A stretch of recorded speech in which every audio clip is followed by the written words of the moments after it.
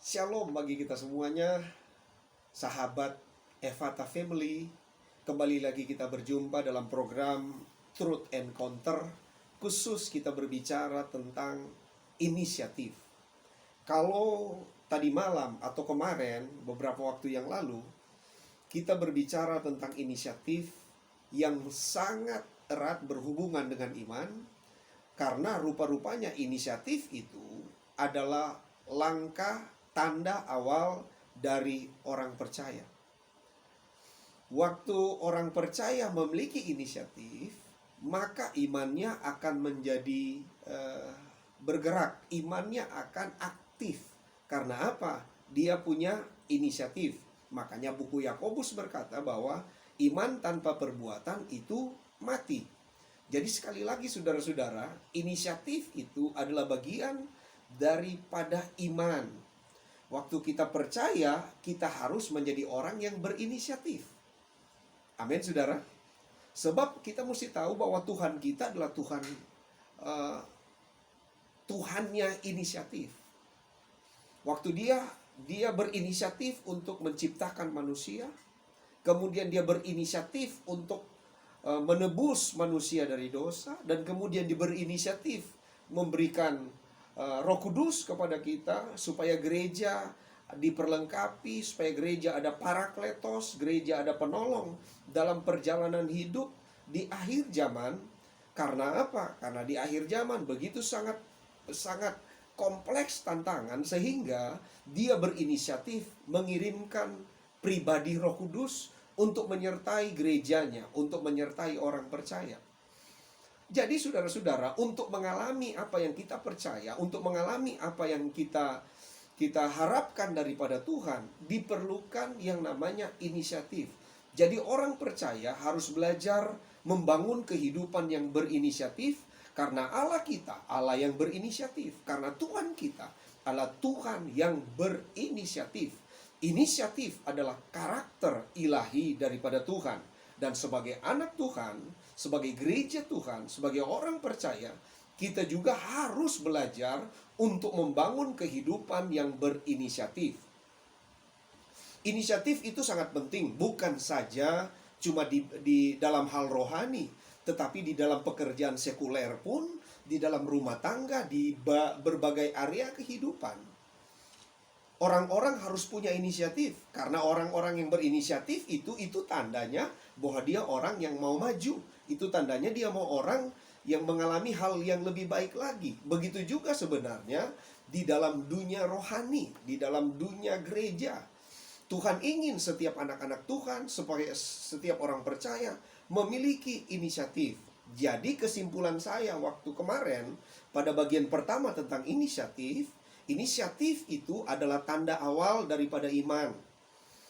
Kemudian inisiatiflah yang akan membedakan saya seorang mediocre, rata-rata, biasa-biasa, atau saya seorang pahlawan, atau saya seorang history maker. Itu ditentukan oleh iman yang memiliki inisiatif. Amin, saudara.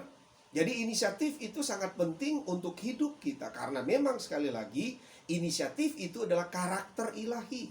Karena Allah kita adalah Allah yang berinisiatif. Bagi manusia, bagi gerejanya, bagi orang percaya.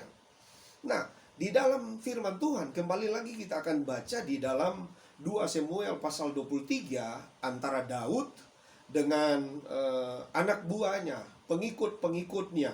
Kita akan melihat satu peristiwa di mana Daud berserta dengan pengikut-pengikutnya mengalami satu persoalan karena mereka terusir dari tanahnya sendiri. Karena waktu itu bangsa Israel dijajah oleh bangsa Filistin. Coba kita lihat sekelumit dari cerita yang dicatat oleh Alkitab, firman Tuhan. 2 Samuel pasal 23 ayat 15 saya baca. Lalu timbullah keinginan pada Daud, dan ia berkata, sekiranya ada orang yang memberi aku minum dari perigi Bethlehem yang ada dekat pintu gerbang. Lalu ketiga pahlawan itu menerobos perkemahan orang Filistin. Mereka menimba air dari perigi Bethlehem.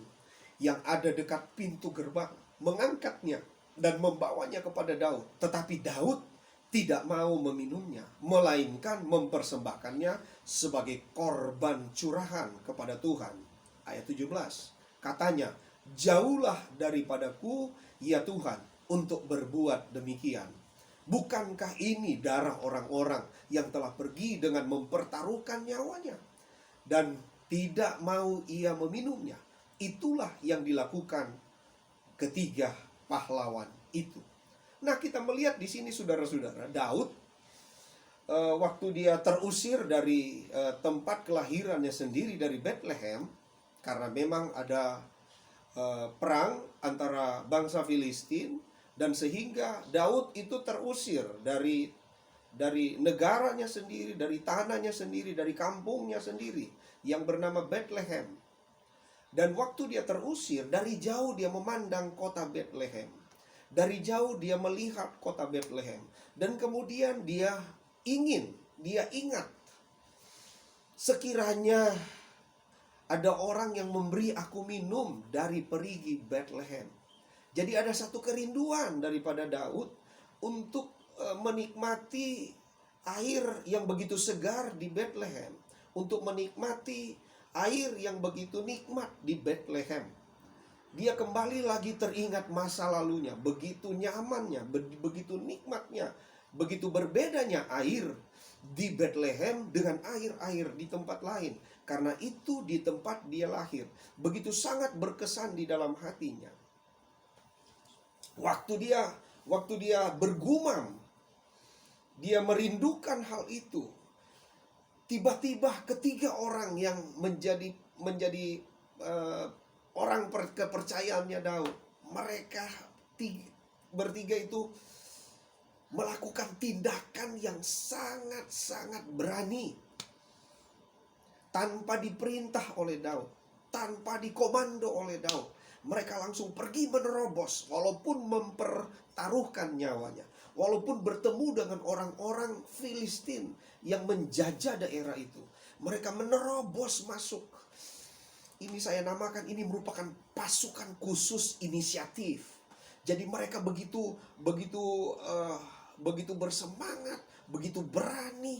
Mereka mempertaruhkan nyawanya dan mereka menerobos masuk ke Bethlehem, menerobos perkemahan orang Filistin, dan kemudian mengambil air. Bayangkan saudara, di tengah-tengah pertempuran, di tengah-tengah peperangan, mereka mengambil air, saudara-saudara. Mereka mempertahankan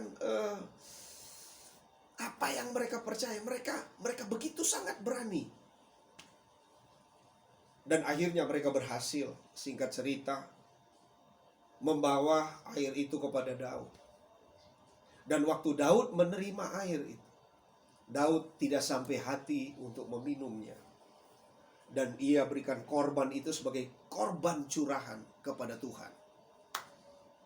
Jadi orang yang berinisiatif, saudara-saudara, adalah orang yang rela mempertaruhkan hal yang termahal di dalam dirinya. Orang yang berinisiatif itu rela membayar harga untuk memperoleh sesuatu.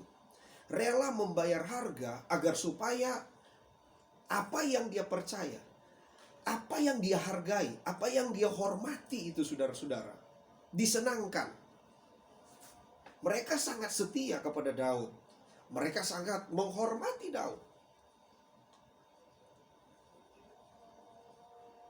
Jadi saudara-saudara sekalian, para sahabat, para teman-teman, hamba-hamba Tuhan, jemaat,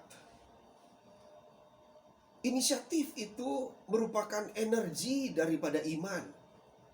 Inisiatif itu merupakan kekuatan daripada iman, saudara-saudara.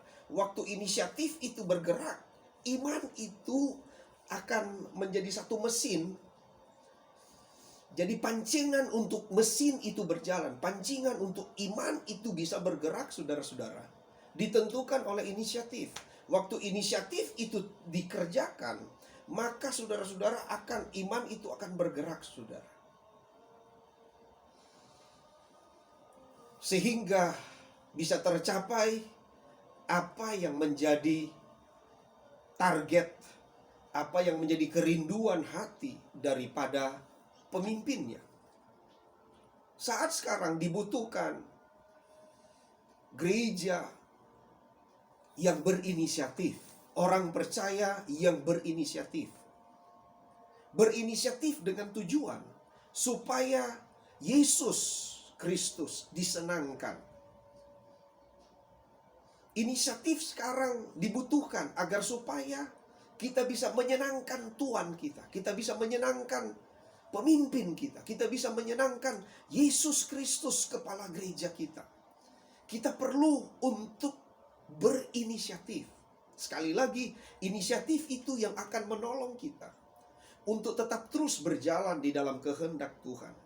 Karena inisiatif itu pertama adalah ujung tombak daripada iman sebenarnya.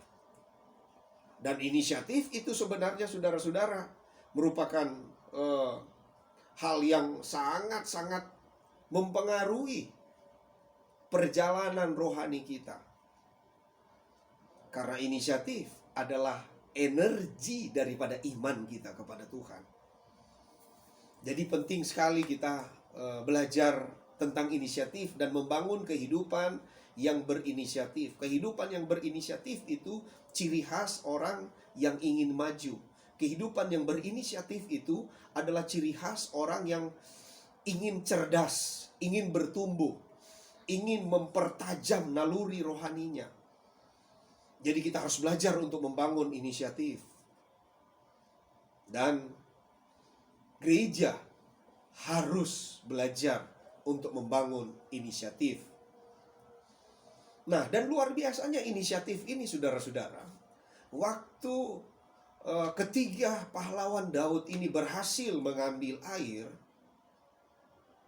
diserahkan kepada Daud. Waktu diserahkan kepada Daud, Daud tidak minum.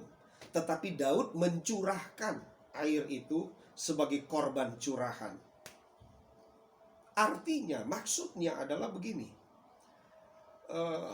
Di dalam hati orang yang berinisiatif, yang ingin menyenangkan tuannya, setelah dia dapat mengerjakan apa yang diinginkan oleh tuannya, apa yang dia percaya, kita juga harus siap bahwa apa yang kita bawa itu tidak dinikmati oleh pemimpin kita, tidak dinikmati oleh orang yang kita perjuangkan. Bayangkan kita bawa air, dan kemudian kita bawa, dan tidak mudah, saudara. Waktu ambil air harus berperang. Waktu ambil air harus mempertaruhkan nyawa. Itu kata Daud di ayat 17 tadi. Tetapi setelah air itu didapat, diberikan kepada Daud, Daud justru hanya mencurahkan sebagai korban curahan. Artinya, orang yang berinisiatif itu memiliki hati yang kuat. Walaupun apa yang dia kerjakan, apa yang dia lakukan, akibatnya tidak sesuai dengan ekspektasi dia. Saya percaya ekspektasi, kerinduan daripada orang-orang yang berjuang untuk mengambil air ini, Daud menikmati minuman itu. Daud menikmati air itu. Karena itu harapan mereka setelah mereka mengambil air. Justru waktu air itu diambil dengan cara yang tidak mudah, justru air itu ditumpahkan ke tanah sebagai korban curahan kepada Tuhan. Tetapi Alkitab tidak mencatat bahwa orang-orang ini kecewa. Alkitab tidak mencatat bahwa orang-orang ini tidak menerimanya.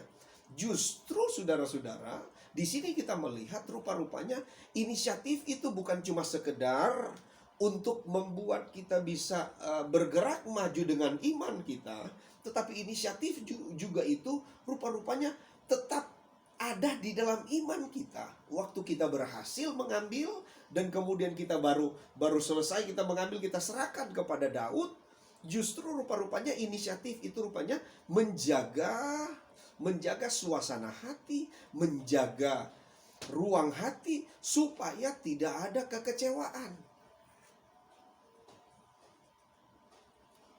Jadi saudara-saudara yang saya kasihi dalam Tuhan, sahabatku, betapa pentingnya inisiatif. Betapa pentingnya, sekali lagi, betapa pentingnya inisiatif. Nah, kita masuk pada hal lebih tinggi lagi.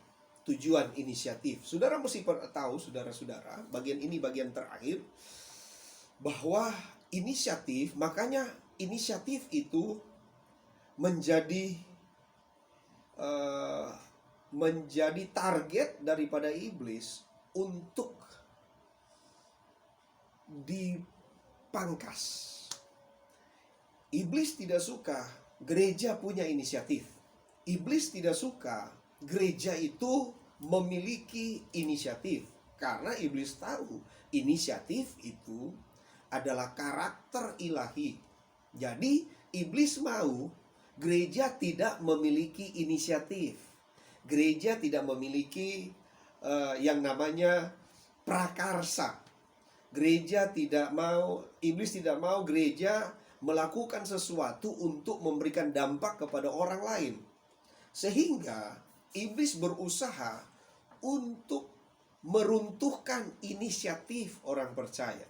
Iblis berusaha untuk memutuskan kerinduan hati, inisiatif dari orang-orang percaya. Nah, senjata yang banyak kali digunakan oleh iblis untuk membuat orang tidak lagi berinisiatif, untuk membuat orang masa bodoh, tawar hati. Ada satu senjata yang selalu dia gunakan, dan ini banyak dialami oleh orang percaya, banyak dialami oleh komunitas gereja lokal, banyak dialami oleh pemimpin-pemimpin, pelayan-pelayan gereja, yaitu kecewa. Sekali lagi, kecewa. Kecewa adalah pembunuh daripada inisiatif.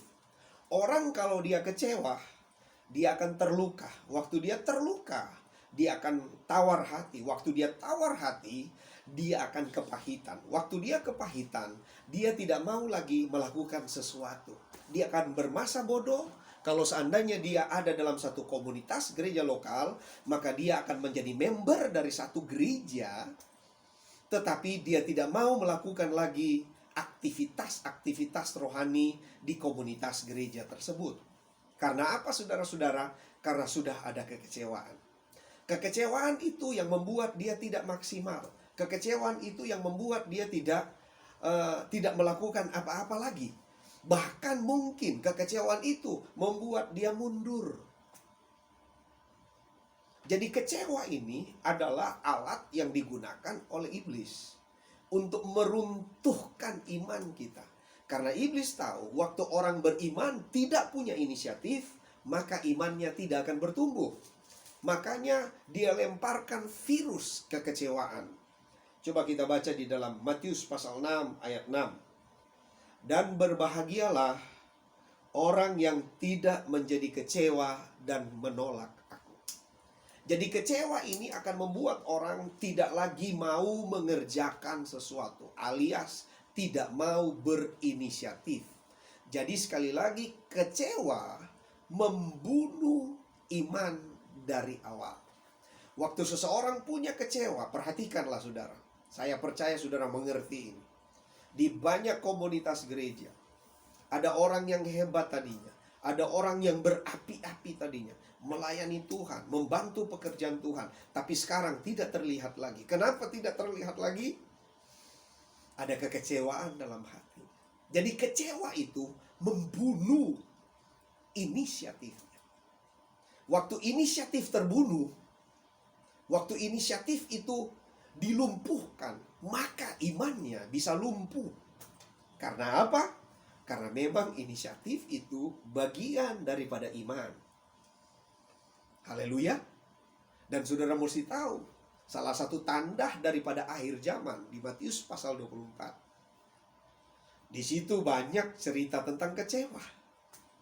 Di situ berbicara tentang hal-hal di mana orang sudah tidak punya lagi kerinduan untuk setia lagi kepada Tuhan. Jadi betapa pentingnya inisiatif untuk kita bangun, untuk kita jaga, untuk kita kembangkan. Karena memang inisiatif itu bagian penting daripada iman kita kepada Tuhan. Haleluya. Kiranya Tuhan memberkati kita semuanya. Jika saudara mau lebih lagi melihat, belajar tentang inisiatif, saudara bisa mengikuti pelayanan kami di Facebook Handrika Rundeng, Ephata Family, atau di fanpage Ephata Family. Saudara bisa ikuti di situ, atau kalau saudara mau lebih lagi, ada di YouTube, di channel YouTube Handrika Rundeng. Saudara bisa ikuti, tolong di like, di subscribe, supaya bisa lebih lagi orang yang lain bisa menerima berkat daripada firman Tuhan yang selalu dibagikan bagi kita semuanya. Tuhan memberkati kita semuanya. Kiranya damai sejahtera Tuhan menyertai kita. Haleluya.